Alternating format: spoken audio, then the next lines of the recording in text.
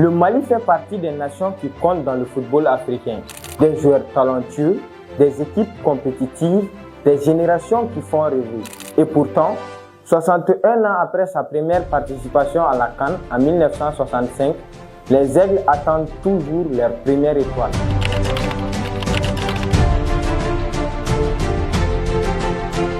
Vous l'aurez compris, dans ce numéro de notre chronique, nous allons parler de la sélection malienne de football. Pourquoi la première CAN du Mali se fait toujours attendre? Flashback. 1972, CAN de Yaoundé au Cameroun. Le Mali réalisait alors sa meilleure performance à la Coupe d'Afrique des Nations. Une génération mythique. Salif Keita Domingo, premier ballon d'or africain. Fantamadi Keita, meilleur buteur du tournoi avec 5 buts. Les Aigles atteignent la finale et deviennent vice-champions d'Afrique. Après 72, le Mali reste présent, souvent compétitif. Demi-finaliste en 1994 et en 2002 à domicile. Et bien évidemment, les troisièmes places en 2012 et en 2013. On se pose la question alors, pourquoi les contre-performances se répètent-elles? Le Mali regorge de bons joueurs, mais très peu évoluent au sommet du football mondial avec un rôle décisif. Pendant que le Sénégal s'appuie sur Sadio Mané, le Maroc sur Achraf Hakimi, ballon d'or africain, le Nigeria sur Victor Osimhen, le Mali peine à avoir un joueur capable de faire basculer une CAN à lui seul. Ces contre-performances ne dépendent pas seulement des joueurs, elles sont surtout d'ordre institutionnel. La gestion de la Fédération malienne de football est très souvent critiquée. Couplée à cela, des crises internes, une instabilité des coachs et des tensions avec certains cadres. Un Mali qui, depuis quelques semaines, est sans comité exécutif au niveau de la FEMAFOOT.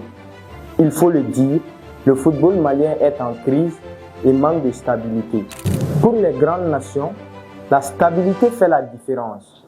Au Mali, elle manque encore. Le mental, le mal récurrent, la concentration, une qualité qui manque à la sélection malienne de football lors des moments importants. Lors de la CAN 2019, défaite face à la Côte d'Ivoire en 8e de finale. La CAN d'après en 2021, encore une défaite en 8e de finale. Cette fois, lors des tirs au but face à la Guinée équatoriale. En 2023, le Mali est encore éliminé par la Côte d'Ivoire en prolongation à 11 contre 10 en quart de finale. Le dernier épisode douloureux est ce quart de finale face au Sénégal. Un match basculé sur un carton rouge du capitaine Yves Bissouma, puis une bourde du gardien Djigui Diarra qui offre le but de la victoire aux Lions de la Teranga. À chaque fois, le Mali craque dans les moments clés.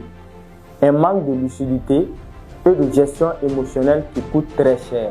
Pour une première étoile, le Mali a les talents nécessaires, mais pour gagner une CAN, il faut plus que ça. Il faut des leaders décisifs, une organisation institutionnelle solide et surtout une meilleure gestion des moments difficiles. Nous sommes au terme de cette chronique. Selon vous, qu'est-ce qu'il faut à cette équipe malienne pour une première étoile à la CAN? Rendez-vous pour un prochain numéro et à très bientôt.